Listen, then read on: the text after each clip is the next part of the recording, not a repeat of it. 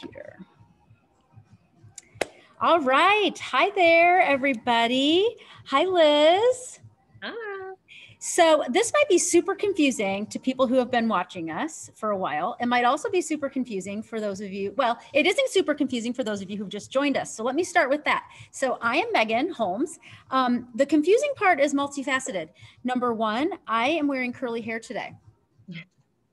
And it's because I planned it. No, it's not because I planned it. It's because I had a busy morning and I didn't get a chance to dry my hair. So I look a little different today. But I'm Megan Holmes. I'm coming at you from St. Louis, Missouri at my shop here in Kirkwood. It's called the Needlepoint Clubhouse, also known as STL Needlepoint. And I'm with my pal Liz, not Melissa, but Liz at the Wool and the Floss. And we're here because, well, Liz has more than one talent.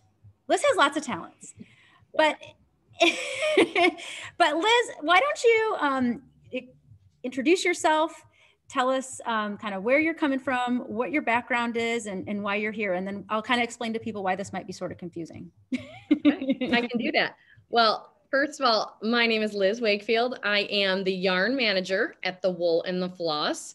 I started out here mainly as a knitter or a crocheter and quickly jumped into the world of needlepoint.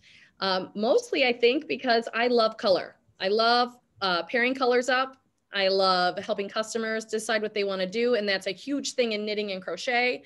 And it transitions beautifully to needlepoint. So I would say that's something I excel in and I love it. I love to work with our customers on color.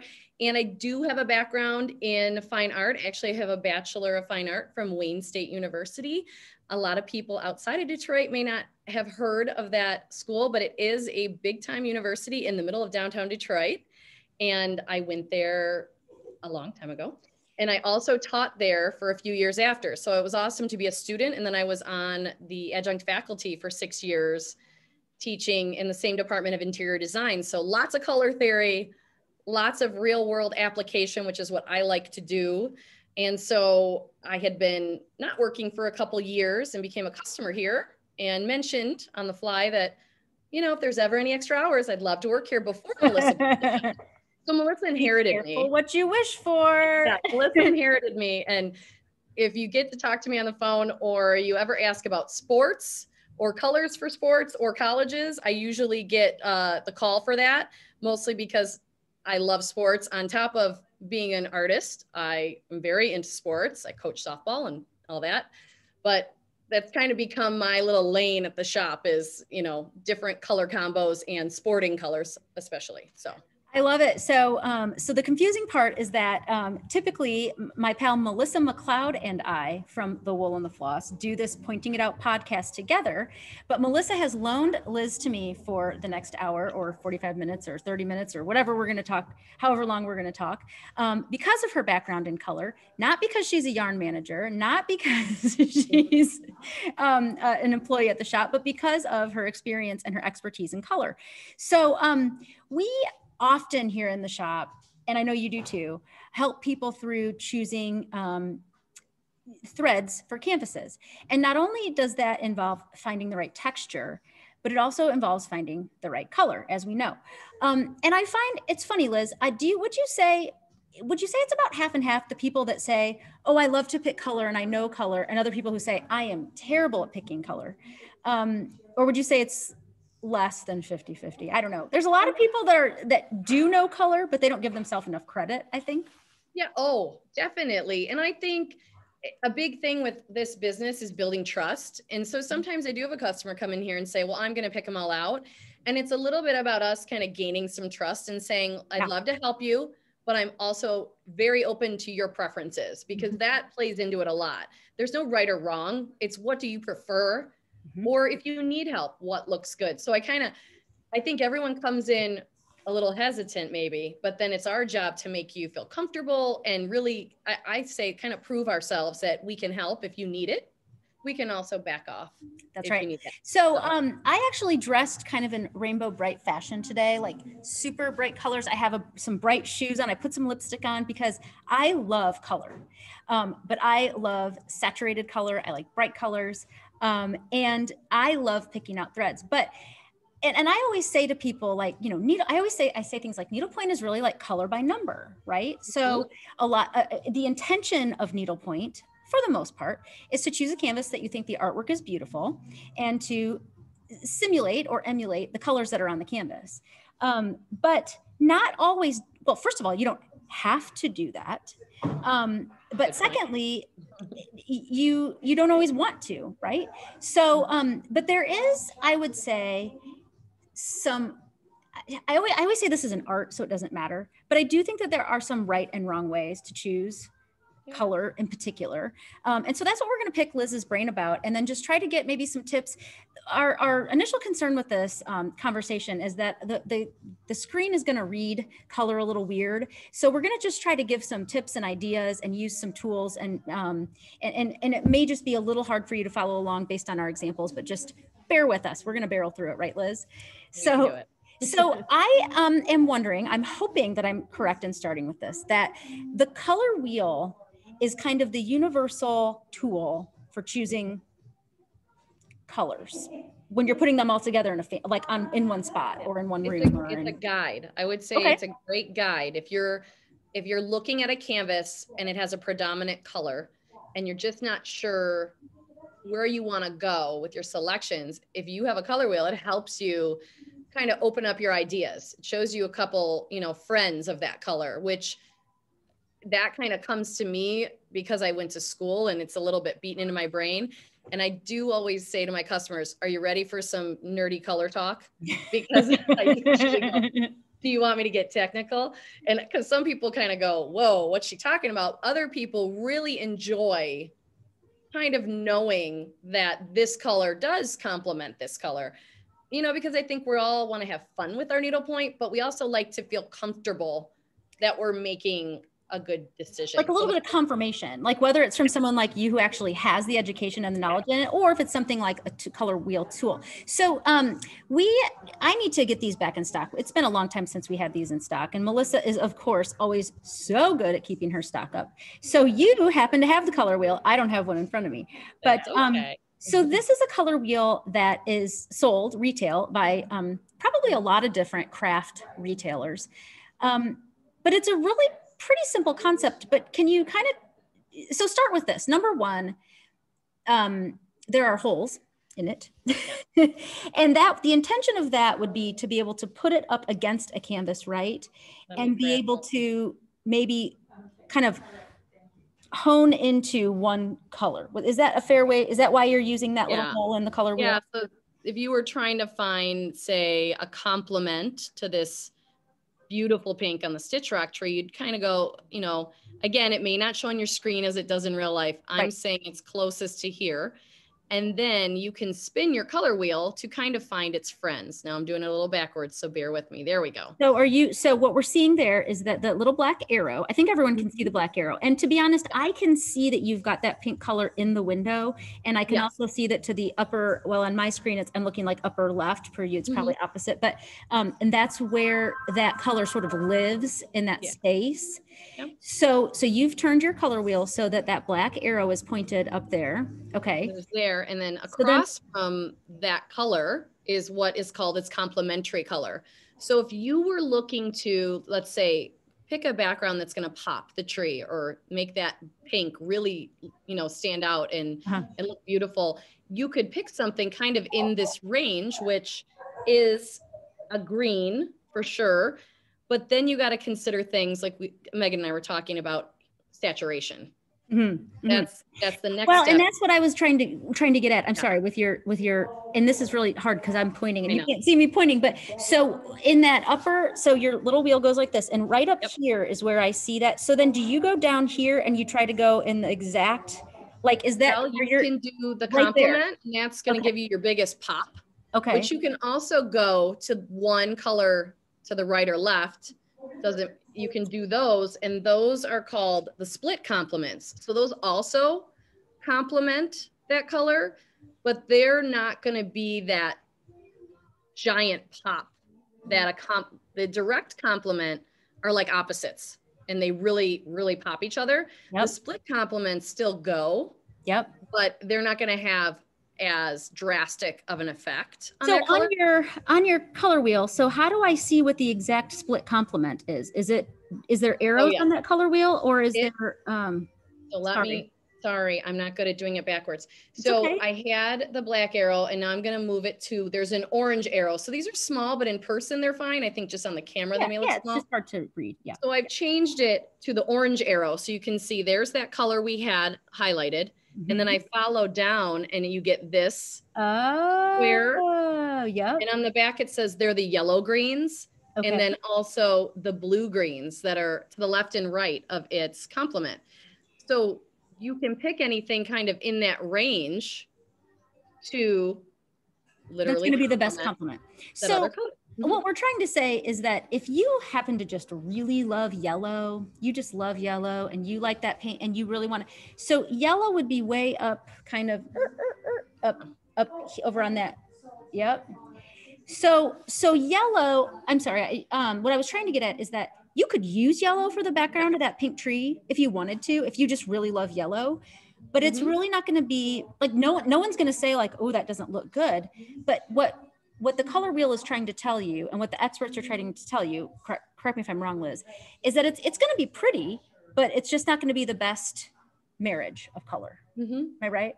Yeah. And when you kind of go off that theory of the complementary versus the split complementary, I always say those colors help each other sing. You know, that they're colors that really make the other colors look their best.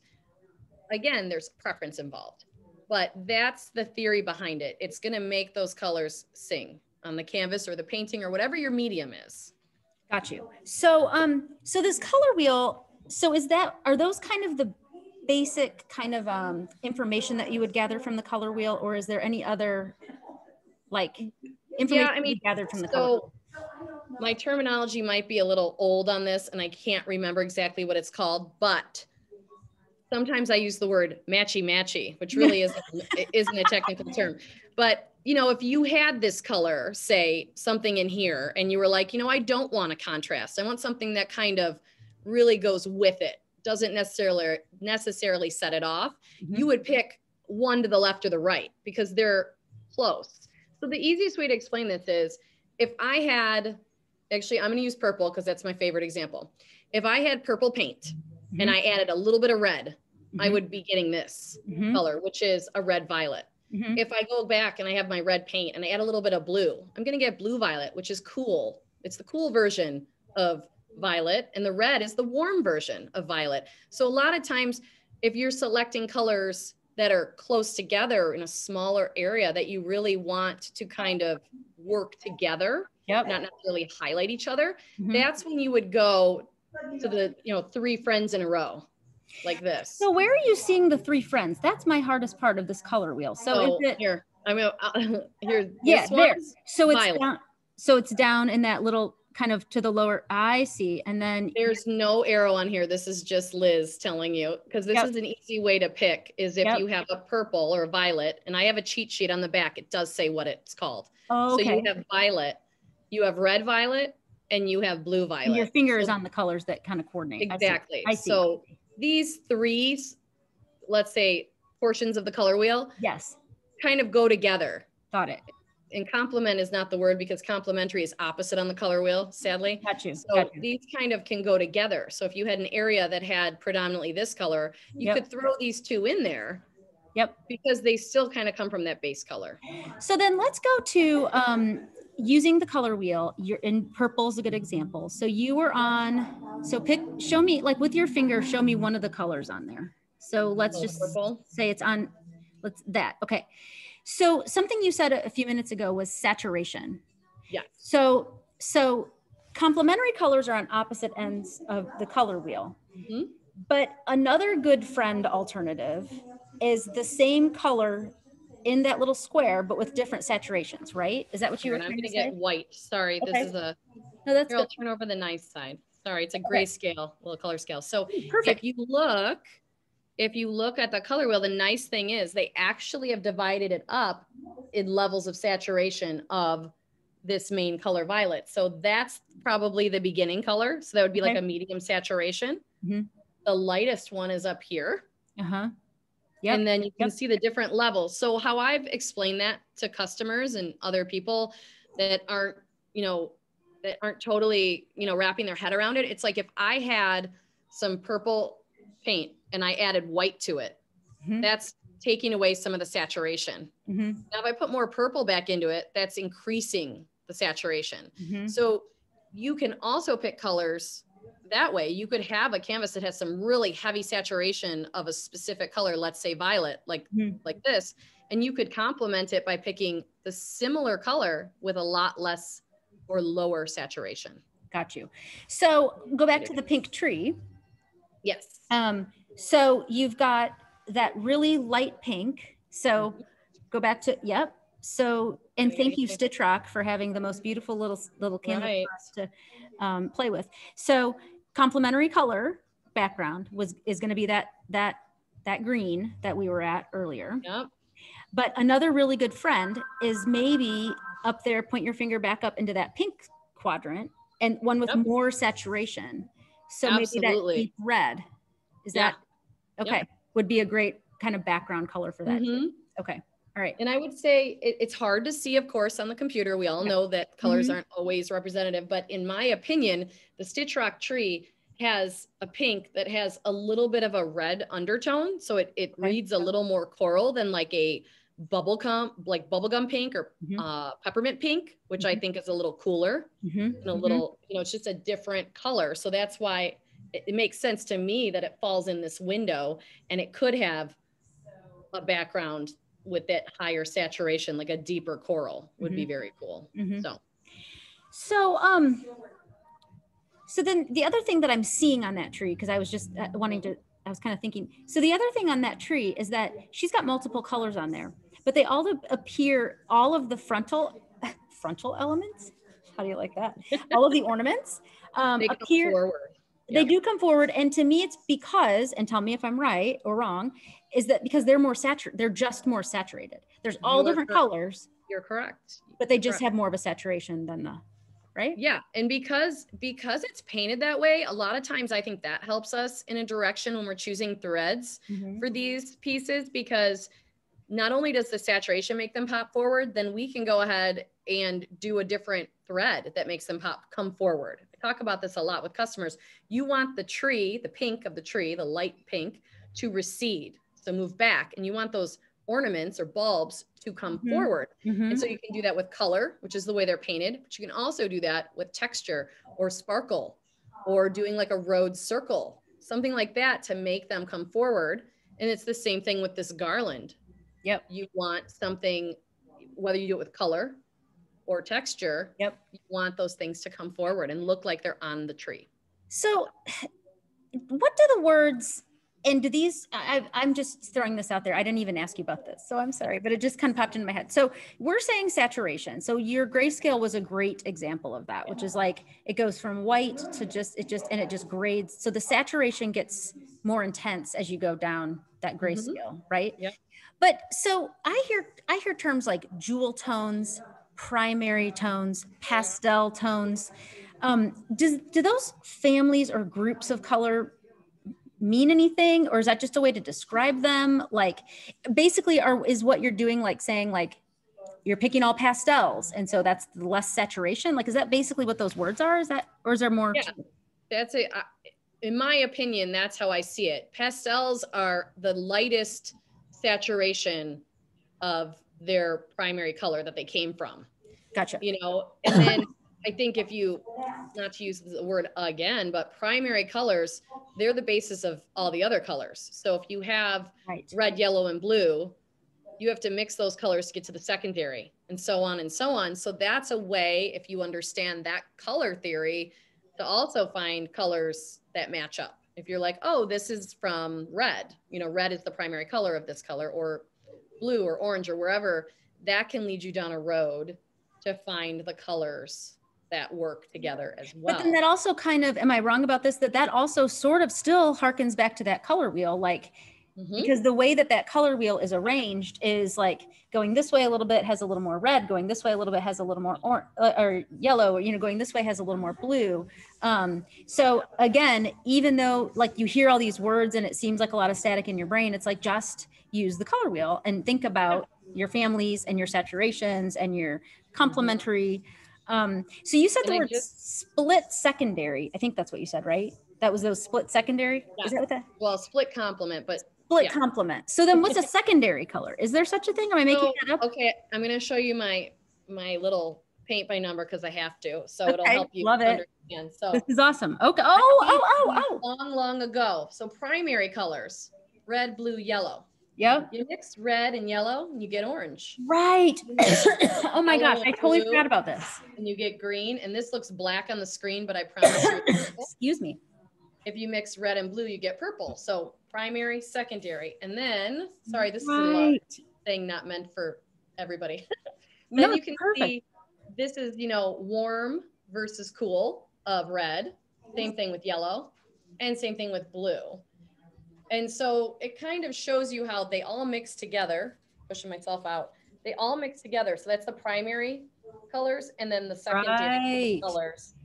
And then tertiary colors, because I was in college a long time ago, but that's the mixture. So you can see how this yellow is going to lean more to the green or orange, you know, these oranges. This one has a little more red in it. So you can see how they kind of blend together. Do you think that the secondary colors have any influence in helping choose colors for a canvas?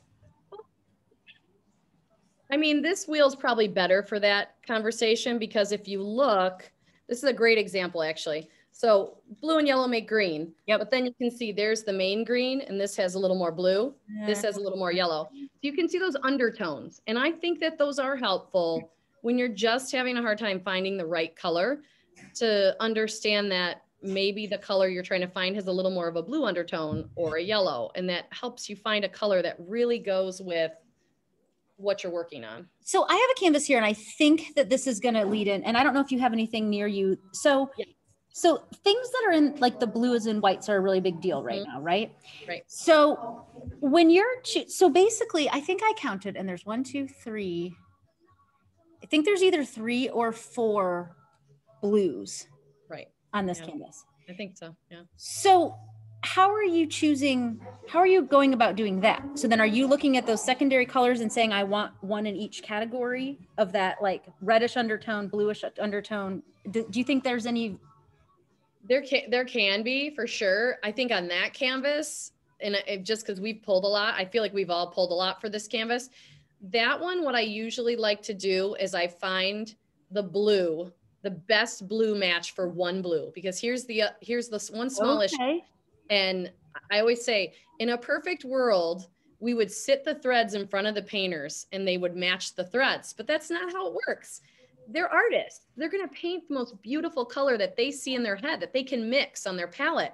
So sometimes, especially a canvas like that has all those beautiful blues, we may be able to match one blue, maybe 2 blues, but to dead on match all 3 or 4 is really difficult. So what we tend to do is I find the blue that matches the best to whatever threads, you know, we're using. Could it also be like the stitcher's favorite blue?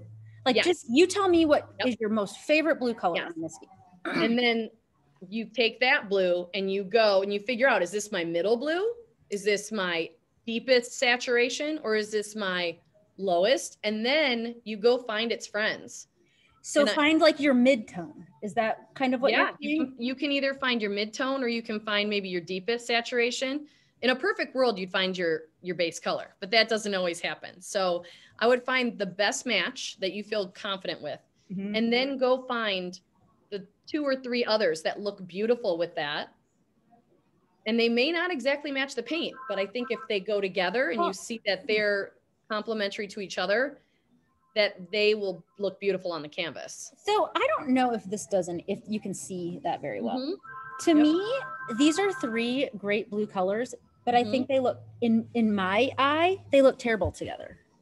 Well, and this is computer again, so sorry people, I wish I could tell you exactly. I feel like the darkest one, the deepest saturation is got more blue. That middle one has some green undertone to me, like a little bit of green. And then the furthest one from me is maybe the lighter version of the dark one. I can't quite tell on the computer, but it's maybe gray, a little gray. So for people that want to put this together, if you have Pepper Pot at home, I just happened to grab these. This is Snorkel and Drift.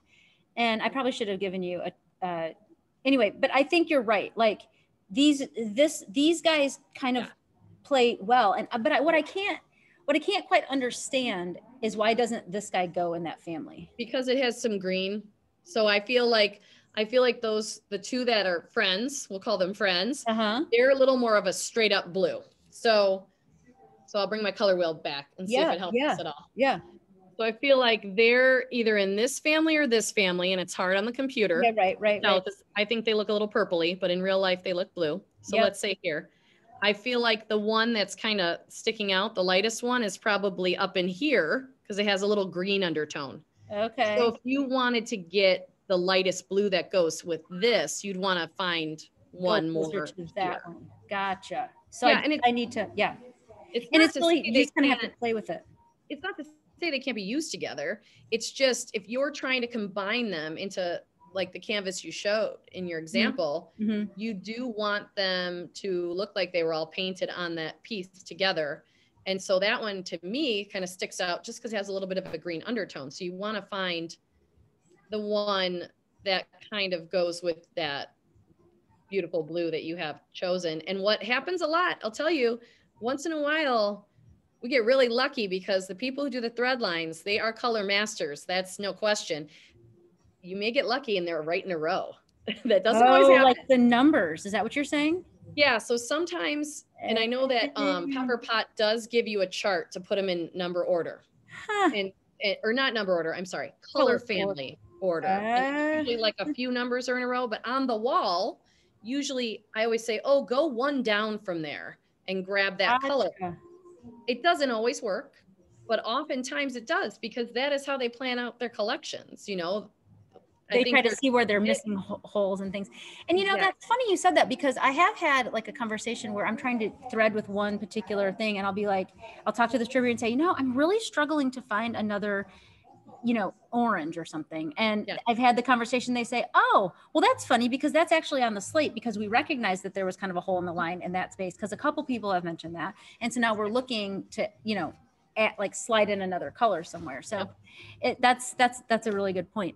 So the other thing that I think, so I'm going to use this canvas as an example. Okay. So this canvas kind of says to me, all the same saturation, but broken up by white on this edge. So what does white do? Like, does white just kind of give your eye a rest or like? I think it definitely creates a little separation between colors, but what it does, because there's always this argument, is it the absence of all color or is it the presence of all color? Depends on who you talk to. The white to me creates a division so that when you have two colors next to each other, they, you know, just like we talked about this color wheel, when they're sitting next to each other, they affect how they look. When you put a white right next to it, that also affects how a color looks. And I think it helps to make that color look its truest color. Right. So a lot of times I'll cover up half a canvas and say, don't look at the rest of the canvas, look at this color and pick the color that way. Because they influence each other. Colors always influence each other. So for this canvas, for example, so if somebody came to me and said, and by the way, this was not rehearsed. I'm totally throwing this at Liz. That's how we work, Megan. So this canvas to me says like pretty saturated, pretty bold. And if somebody said to me, I want this all to be more pastel. I want to use this in my baby's nursery. Yeah. Where do you start? Like, again, do you just pick your favorite color? Do you just? Well, what I would do is I would find that background. I would find that background, like that actual color. I would take that, grab that, and try to find the less saturated version, like the pastel, as you mentioned before. I would try to find the pastel version of that and kind of do the same thing with those other bold colors. Get a couple of those pastels and then lay those threads out together and think, you know, they may all look really nice together, or maybe you need to replace one or two. But I would start with that kind of pink or coral. I'm not exactly sure, that background. I'm sorry. Yeah, it's kind of a coral. You're right. It's coral. Yeah. It's coral. I would grab that color because it's so dominant and try to go from there and say, you know, because threads are always not good, you know, they don't always match the paint, and that's our world. The way it goes. Yeah. But I would find that base color and then either look on the wall and see if there is one, you know, a couple ticks down from it, or I just hold that color in my hand and I kind of scan the wall and see which one is the light version of that color.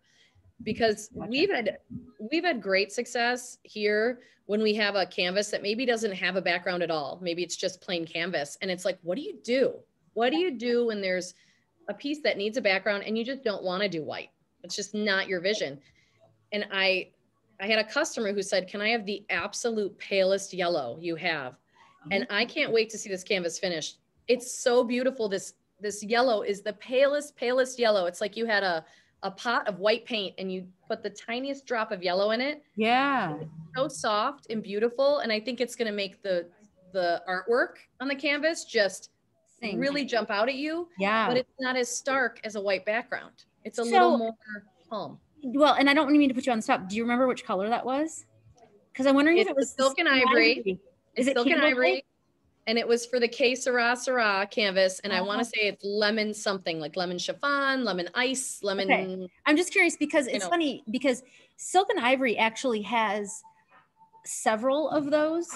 Just like sort of tiny little bit of color. There's one called Pearl that's like the lightest pink. And I love to try to talk somebody into one of those because as long as you're in the right family, like, I don't know, let's just say you were going to make, again, back to this one, let's say you were going to square this out and make it a framed canvas.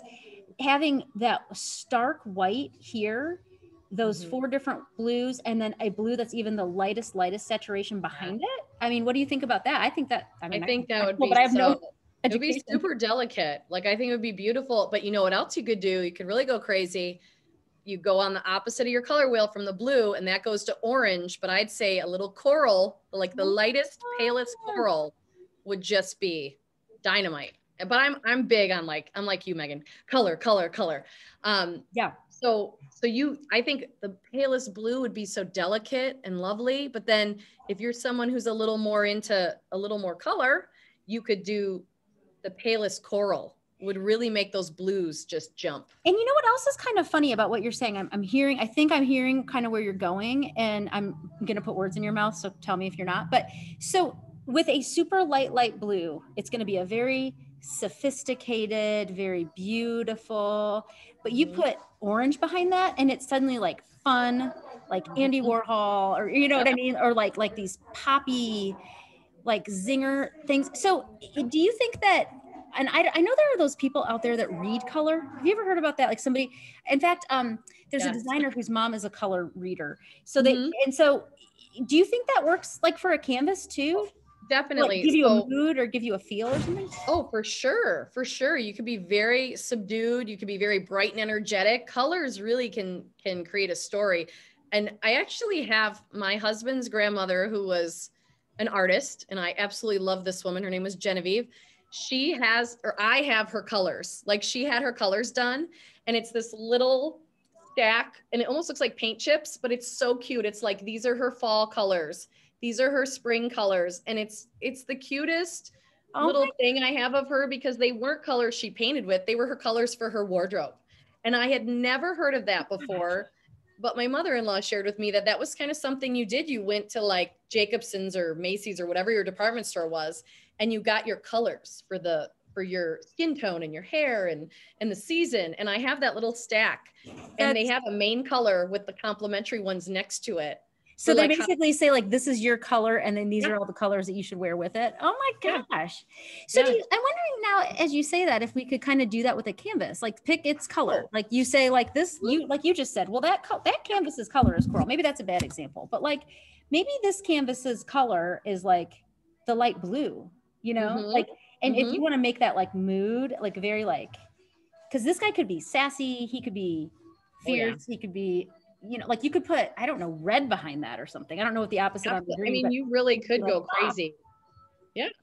Absolutely. I'd never really thought about that. Like color really can create the mood of the canvas. Like, yes. that's, And they totally play off each other. You know, whatever you put next to a certain color can completely change the mood, can completely change the look of what you're stitching. And I think that's the beauty of the business we're all in, is getting to see all these different minds and how they envision their piece. I think that's one of the most enjoyable parts of this business that we're all in, because everybody's different and minds work so differently.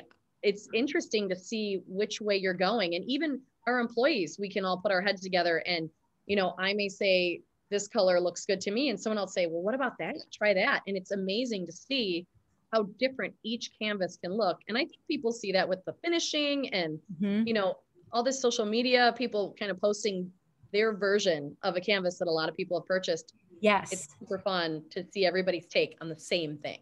I love that. Now, one other, I have a few notes here, but I was really just kind of hoping, because I know that you're so smart about this and a good conversationalist. So I wasn't wanting to script this too much, but something that we also didn't talk about, but I want to bring up that I had in my note is, what about like letters on a canvas? So there are ways to make words like I'm just sitting here I'll just grab this because this is a good example. So people have changed this, speaking of canvases that people have changed colors on. I've seen this done, maybe not 100, but at least 95 different ways, right? And so there are ways with stitching that Melissa and I talked about, actually, I don't know if it was the last podcast or another time, ways to make sure that you make your stitching read heavier, like a cross stitch or a bead or whatever it is. But what do you think about, like, should words be lighter and the background be darker, or should the background be darker and the words be lighter, or does it matter? Or do you have any? I would say the biggest thing with that is there needs to be contrast. The higher the contrast, the better the letters are going to stand out. So you can do that two ways. The background could be very dark. Like say you had a black center. That's not what we're going to do, but let's pretend. Black center with white letters, or black center with bright orange letters, or bright blue, bright turquoise. If the contrast is high, those letters are going to come at us. They're going to pop. So you don't think that it matters? I'm sorry. No, go ahead. There's a thing. The big thing is the contrast. So you don't think it matters if it's lighter behind and darker in front, or darker? It just has to. It'll read differently if there's dark background and light letters versus a light background and dark letters. Definitely, I think when there's a light background and dark letters, the letters come to you. When there's a dark background and light letters, they kind of recede a little bit. That's interesting. Yeah. Yeah. So it's really readability. Like if you're designing something, if you're designing canvas, if you're designing a poster or like a sales flyer for the store, higher contrast is always easier for your eyes to kind of digest. So I want to make sure I understand the difference between, and I'm just being a dummy because I don't know what I'm talking about. I want to make sure I understand the difference between contrast and complementary. Is there? Sorry. Now I'm. Yes. So are we on the gradient thing now, or are we on the? We're back. Are we just in theory now? We're a little bit in theory. So complementary is the two. I'm not talking about the saturation. Yep, they're opposite on the color wheel. So let's do my favorite, red and green. Merry Christmas, everyone. There's a reason. There's a reason. Oh, how funny. So yes, red and green are opposites. They complement each other. Now within red and green, if you did this green and that red, there's no contrast. So contrast speaks to that saturation piece we were talking about. So contrast has nothing to do with the color. It has to do with the saturation and how they relate to each other. So they're still going to look. So in other words, well, I'd be curious to see what this does. So where is orange and turquoise on here? Are they? So orange and blue are complementary colors. Isn't that convenient? Yes. So orange and blue, but on that canvas, I would say that orange and that blue are very similar in saturation. Okay. So but then if you did like a super light, like either peach. Yes. Or like the super, and then you did that same more saturated turquoise. Yeah, I would go in this, I would saturate it big time. So you're going to saturate, so you've got complementary plus the contrast of saturation. Yes. So then that's kind of why that would work, I guess. And that's Correct. why it would And complementary colors do tend to have, they're very easy to make contrast, but again, you have to saturate one more than the other to get that contrast going. Gotcha. That makes a lot of sense. I had never really thought about it like that. Thanks, Liz. Gosh. Well, the more, if you look around the shop, you'll be surprised. You walk around the shop with a color wheel, there are a lot of canvases designed, whether they were done on purpose or not. You look at the colors on canvases, there's a lot of blue and orange. There's a lot of red and green, of course, for Christmas. I don't think yellow and purple is super popular, but let me tell you, there's some gorgeous canvases that have that on it. So it's interesting to see that color theory come alive when you know that it exists. But a lot of people just have a gift and they see color, you know, and you may not even understand the theory, but you're very good at matching those colors up naturally. So. Well, and I also think it's funny that some people, like I can walk away from somebody's canvas and come over to the wall and kind of have like the color in my brain and sort of pick it. And sometimes, and people are like, how did you do that? And I don't know how I did that. I don't have a photographic memory. I just have this kind of, I could kind of like get a sense of it and still grab that. But, and believe me, like 50% of the time it's totally off. So I'm not saying I'm a savant, but I do think that then you see some people that are like, what do you think about this? And I'm looking at it and I'm like, that doesn't match at all. That's so weird that that's what you're seeing. It's just kind of fascinating. And I'm sure that there's like maybe some, physical, like you could be colorblind or you could, whatever, or see things in different grayscales or whatever. But it is kind of amazing that some people can sort of see it and some people can't. And some people admittedly can't. We have people that come in, I'm sure you have this too, and they're like, here's my canvas. I want you to go match the colors because I'm not even gonna try. And that's what I always say, that's what we're here for. Well, yeah, that's exactly right. And we have some of the tools naturally, and the color wheel and some of those tools. And we also know, you know, just like in any store, we have staff members who, I mean, if I had you, I'd be like, oh, Liz is the color girl. You know, I mean, sure, Melissa does that. And there's some people that are like the stitch expert. Like there are some people who are just better at it than others. And I don't think it's even trained. And sometimes I don't think it's trained. Maybe a little of both. Well, yeah. And I think definitely, you know, like with anything, some natural ability certainly helps. I was actually my first year of art school. I had a co-student that showed a color board to our teacher, and he was not very nice. And he said, if you think those colors look good together, you should pick another major. And I felt so bad for this person, but he was right about the color combo. But it was that first time where I realized, wow, like I just kind of see them together, and that's not that easy for everybody. Right. So there is some natural ability involved, I think, but it also, I think there's a lot of learning that can bump that up. I think you're right. The other thing that I want sometimes, and I think why the mystery kit for pointing it out was fun, is that what we just said is you and I both like the bright. By the way, I mentioned the mystery kit. So for the pointing it out 21 and 21, for those of you who are new to this thing, we've got the pointing it out 21 and 21 challenge, and one of them is to stitch a mystery kit, and that means that someone else kits your canvas for you. And I think some people see like the canvas in totally different color scale than other people, and so it's kind of fun to see like how somebody else puts it together for you. So it's just kind of fascinating. It is a treat. Well, it's a treat to not have to do it yourself. Well, Holly and I have said that was what we were going to do for Christmas for each other. She was going to kit something for me, and I was going to kit something for her. And what month is it? May? Yeah, we haven't done that yet. We'll have to do it for Christmas in July. Yeah, you should. Yeah. So Liz, do you think that there's anything that we are not covering from like a color and assessment of color?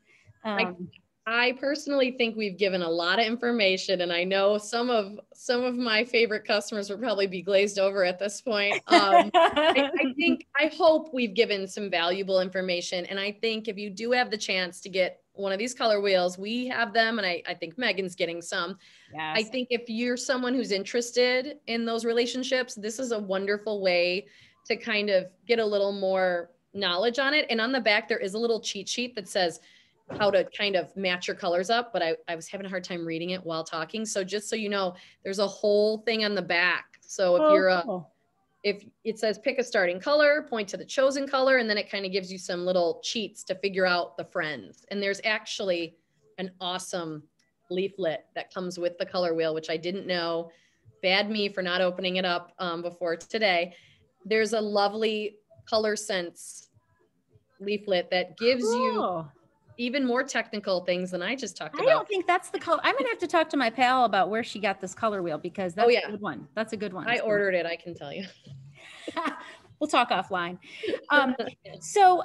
Again, Liz, you are a gem of a person. Thank you for jumping in and doing this for us. I asked Liz at the top, do you think Melissa's having FOMO? And my guess is no. She's probably enjoying a little free time to do other things that she needs to get done. So anyway, it has been a pleasure to have you. Thank you all for watching the Pointing It Out podcast here on YouTube. If you have not already subscribed, please do so. It's just a little button that says, boop, subscribe, and you will help us get the word out to other viewers, other stitchers, and help us continue to find awesome people like Liz to come up with fun topics to talk about. So we appreciate your time, and I think that wraps up the color convo. So have a great night, Liz. Thank you. Thanks, you too. Thanks for having me. My pleasure. Bye now.